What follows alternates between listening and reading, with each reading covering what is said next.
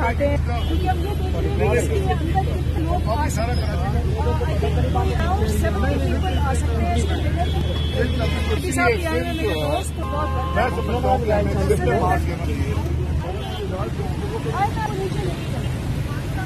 वो करा जहाँ इमरान खान बैठे कि हमने इस कंटेनर रीडू किया है। हर हफ्ते लिबर्टी में हम ये यूज करते थे, अब जरा हमने इसकी ब्रांडिंग पैकेजिंग जरा इसको बनाया है।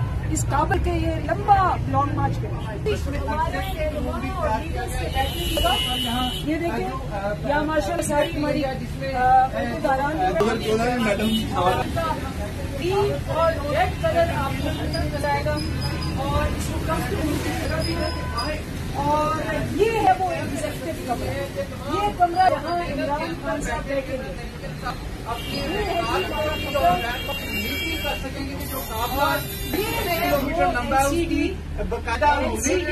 इसी तरह हम आपको दिखाते हैं कि बाहर कितना वाला हिस्सा है, यहाँ नीचे आपको देख रहे हैं, मीडिया भी सारा ले रहा है।